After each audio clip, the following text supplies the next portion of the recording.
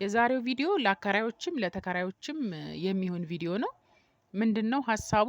አንድ አከራይ ተከራዮቹን የክራይ የውል ዘመኑ ከመጠናቀቁ በፊት ያለምንም ማስጠንቀቂያ ለማስወጣት ይችላል ወይ ስለሚለው ጉዳይ ነው ማወራላችሁ። የተወሰኑ ህጋዊ ምክንያቶች ይኖራሉ። አንድ አከራይ ተከራዮቹን ሊያስወጣ የሚችልበት ማለት ነው፣ የክራይ ውሉ ከመጠናቀቁ በፊት። ለዛሬው ማብራሪያ መሰረት የማደርገው የመኖሪያ ቤት ክራይ ቁጥጥርና አስተዳደር አዋጅ ቁጥር 1320 ህዝባር 2016 ይሆናል። እንኳን ወደ ቻናሌ በሰላም መጣችሁ። ጠበቃ ምህረት ነኝ። ቅድም ካነሳሁት ሀሳብ ጋር በተገናኘ የመጀመሪያው ምክንያት አከራዮች ያለምንም ማስጠንቀቂያ የክራይ ውል ዘመኑ ከመጠናቀቁ በፊት ተከራዮቻቸውን ማስወጣት ከሚችሉባቸው ምክንያቶች ውስጥ የመጀመሪያው ምንድን ነው? የቤት ክራይን በተመለከተ ነው። በጊዜው የማይከፍል ተከራይን ይመለከታል። ስለዚህ አንድ ሰው ለመጀመሪያ ጊዜ 15 ቀን ያህል 15 ቀናት ያህል የክራይ ገንዘብ ከመክፈል ያዘገየ ከሆነ አከራዩ ያለምንም ማስጠንቀቂያ ሊያስወጣው ይችላል ማለት ነው ከቤቱ። ከዛ ውጪ ሁለተኛው ምንድነው?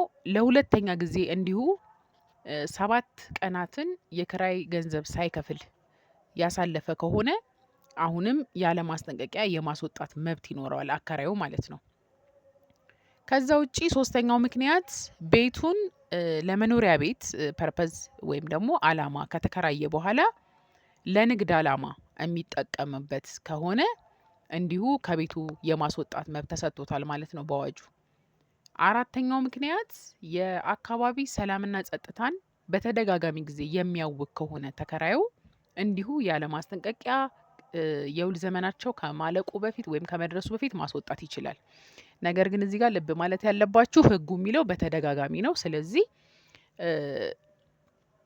አንድ ጊዜ ለምሳሌ ሰላምና ጸጥታን የሚነሳ ነገር ቢያደርግና አከራዩ ውጣ ቢለው ያው ተቀባይነት የለውም ማለት ነው። መከራከር ይችላል። ምክንያቱም ህጉ በተደጋጋሚ ጊዜ የአካባቢን ጸጥታና ሰላምን የሚያውክ ስለመሆኑ መረጋገጥ እንዳለበት በግልጽ ያስቀምጣል።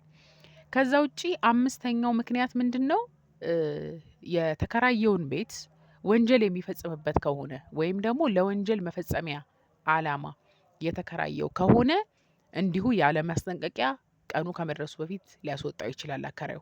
ስድስተኛው ምክንያት ምንድነው? አስቦ ወይም ደግሞ በቸልተኝነት በመኖሪያ ቤቱ ላይ ጉልህ የሆነ ጉዳት ካደረሰበት ይላል። ይህ ማለት እንግዲህ ጉልህ ጉዳት ምን ማለት ነው የሚለውን በተመለከተ እንዲሁ በአዋጁ ላይ ተቀምጧል። ጉልህ ጉዳት ምን ማለት ነው? በአዋጁ መሰረት ቤቱ እንግዲህ አንድ መኖሪያ ቤት በተፈጥሮ ሂደት ሊያረጅ ይችላል በሂደት። ነገር ግን ከዚህ ተፈጥሯዊ የሆነ የእርጅና ሁኔታ ወይም ለውጥ ባለፈ የቤቱን ደህንነት ወይም ደግሞ ዋጋ ግልጽ በሆነ ሁኔታ የሚቀንስ ጉዳት ካደረሰ ነው እንግዲህ ቀኑ ከመድረሱ በፊት ውጣ ሊባል የሚችለው ማለት ነው። እንግዲህ እዚህ ጋር ሁለት ነጥብ አለ። ምንድነው? አንደኛ ጉዳቱን ያደረሰው አስቦ ሊሆን ይችላል። ሆን ብሎ አስቦበት ጉዳትን በቤቱ ላይ ለማድረስ አስቦ ሊሆን ይችላል። ነገር ግን ይህ ብቻ አይደለም፣ በቸልተኝነትም ይላል። ይሄ ማለት ምንድነው? ስትሪክትሊ ወንጀል ላይ ባለው አተረጓጎም እንኳን ባናየው ምንድነው መያዝ ያለባችሁ?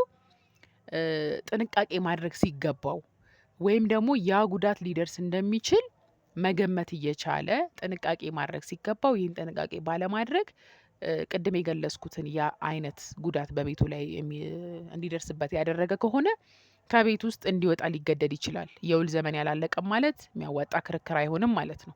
ከዛ ውጪ በአዋጁ ላይ በሌላ ተመሳሳይ ምክንያት በሚል ተቀምጧል። ሌላ ተመሳሳይ ምክንያትም በአከራዩ በኩል የቀረበ ከሆነ እንዲሁ ቀኑ ከመድረሱ በፊት የውል ዘመኑ ከማለቁ በፊት ውጣ ሊባል ይችላል በህጉ መሰረት። እንግዲህ ሌላ ተመሳሳይ ምክንያት የሚለው ነገር ምንድነው? ክፍት ነው ያደረገው ህጉ።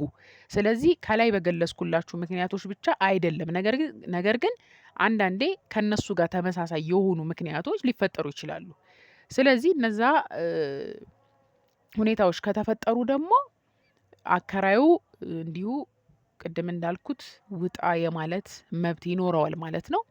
ስለዚህ በአጠቃላይ ከዚህ ቀደም በ2016 ዓመተ ምህረት ቅድም የገለጽኩላችሁ ይሄን አሁን የያዝነውን ጉዳይ በተመለከተ የመኖሪያ ቤት ክራይን በተመለከተ የወጣ አዋጅ አለ።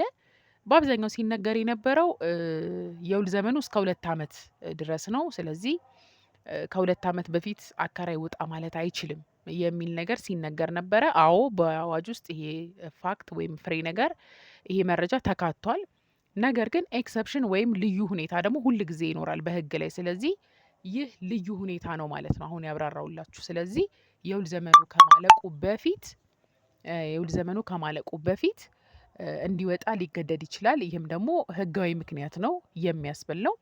ስለዚህ ዛሬ ያነሳውላችሁ ነጥብ በጣም አስፈላጊ ፖይንት ይመስለኛል።